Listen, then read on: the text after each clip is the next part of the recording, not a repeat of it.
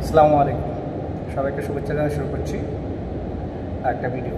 যদিও আমি ক্রিকেট নিয়ে কথা বলতে চাই নাই, কারণ আমি ক্রিকেট খুব যে বুঝি সেরকম না, আমি অত ক্রিকেট বোদ্ধা নই। তবে ক্রিকেট খেলছি, মাঠের খেতে মাঠে কম খেলি নেই। ক্রিকেট দেখি, ক্রিকেটের ভক্ত, সেজন্য ক্রিকেট সম্পর্কে খোঁজ খবর রাখি, তাই টুকটাক মনে হয় যে কিছুটা হলেও বুঝি।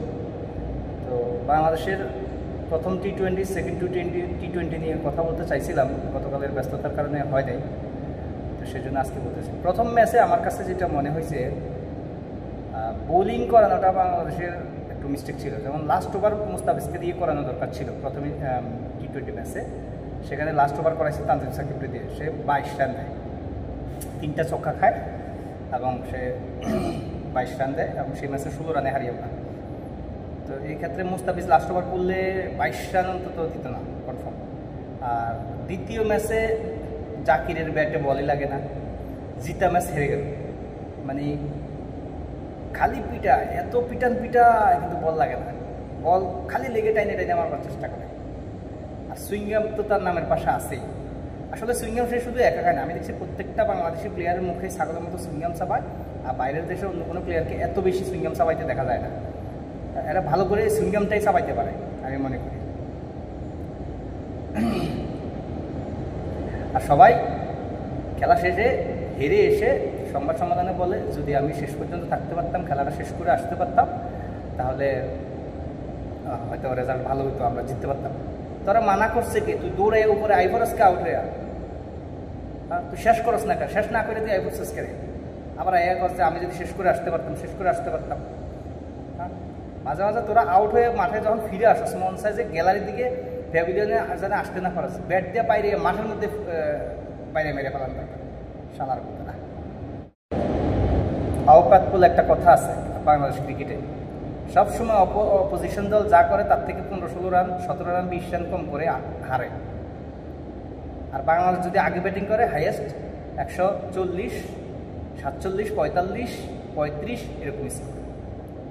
আর পরে ব্যাটিং করলে ওই 15-20 রানের টার্গেটে হারে, সবসময় এমন করে প্রত্যেকটা ম্যাচে। ওরা যে খেলে, ওদের আপনারা যারা গুগলে সার্চ করে দেখতে পারেন, তারা দেখে নিতে পারেন যে ওদের ম্যাচ টি কত, প্রত্যেকটা ম্যাচে, ওয়ানডেতে কত, টি-20তে কত। আমি আমার চারটা দেখতেছি, চারটা দেখলে আপনারা বুঝবেন। মানে এটা কোনো ভুয়া নিউজ না, এগুলো সব খেলা যুগের নিউজ। 71 চ্যানেলে, তার টি স্পোর্টসের খবর, যে এদের ম্যাচ ফি, তারপরে এদের বেতন মানে খুব হাই। সো এদের এই ম্যাচ ফি সিস্টেমটা আমার হিসেবে বদলানো দরকার। এদের বেতন আছে, যারা নিবন্ধনভুক্ত চুক্তিবদ্ধ প্লেয়ার তাদের বেতন আছে, তাও অনেক হাই।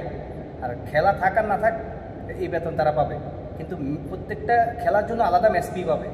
সো যে ব্যাটসম্যান হিসেবে দলে অন্তর্ভুক্ত, আমি মনে করি সে যদি কমপক্ষে 20 রান করতে না পারে এবং টানা 2-3 ম্যাচ সে 20 রান করতে না পারে, সে দল থেকে বাদ হওয়া উচিত। এবং প্রত্যেক ম্যাচে সে যদি 20 রানও করতে না পারে অ্যাজ এ ব্যাটসম্যান, তার ম্যাচ ফি না দেওয়া উচিত।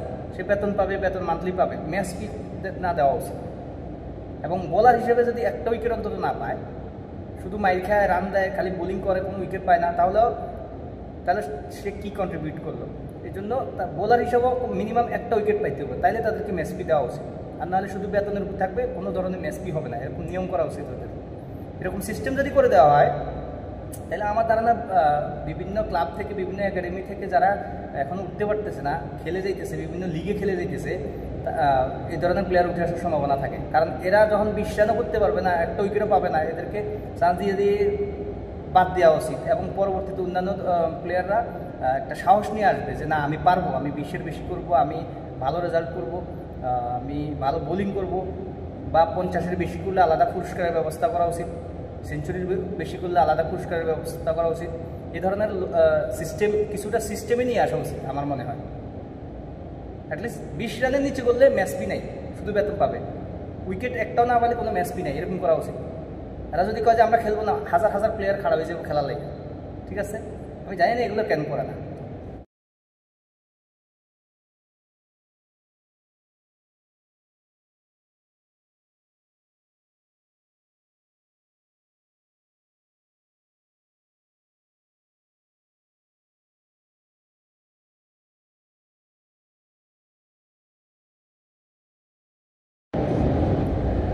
গতকাল অস্ট্রেলিয়া এবং ইন্ডিয়ার ওমেন টিম ওয়ার্ল্ড কাপ সেমিফাইনালের দ্বিতীয় সেমিফাইনালের ম্যাচে অস্ট্রেলিয়া যে রান করছে 330+ রান করে ফেলছে, সেই ম্যাচ ইন্ডিয়া জিতে গেছে পরে ব্যাটিং করে এই রান নিয়ে তারা জিতে গেছে। সো আমার মনে হয় বর্তমানে ইন্ডিয়ান এবং অস্ট্রেলিয়ান যে women's team, Bangladesh men's team তাদের সাথে পারবে না কনফার্ম। বাংলাদেশ মেন্স টিম আমার ধারণা ইন্ডিয়ান ওমেন টিমের সাথে খেললে মনে হয় না 10টার মধ্যে 8টাই ইন্ডিয়ান মেয়েরা জিতে যেতে পারে। এই হয়েছে বাংলাদেশের খেলার অবস্থা। খেলা বাদই দেওয়া উচিত। আমি বাংলাদেশের ক্রিকেট খেলা বাদ দেওয়ার পক্ষে।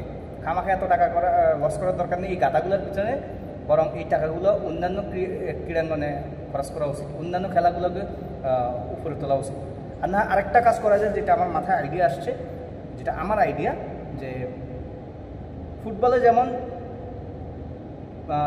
বাইরের দেশের নাগরিক প্লেয়াররা আসতেছে, হামরা, সমীর এরা আসছে, জায়ান, ক্রিকেটেও এরকম অস্ট্রেলিয়া এবং ইংল্যান্ড, ইউরোপের যে দেশগুলোতে বাঙালিরা আছে তাদের ওখানকার সিটিজেন, তাদের ছেলেরা বিভিন্ন ক্লাবে খেলে, ক্রিকেট খেলে, ভালো ক্রিকেট খেলে। প্রবাসী ক্রিকেটাররা বাংলাদেশ ক্রিকেট টিমে আসা উচিত আমি মনে করি। তাহলে এদের ভিতরে একটা প্রতিযোগিতা তৈরি হবে, কারণ বাংলাদেশ ফুটবলে বর্তমানে কিন্তু একটা প্রতিযোগিতা তৈরি হয়েছে। বাংলাদেশের ফুটবলে দেশীয় প্লেয়াররা চান্স পাওয়া কষ্ট হয়ে যেতেছে, বিদেশি প্লেয়াররা আসার কারণে সেজন্য একটা পলিটিক্স তৈরি হইতেছে।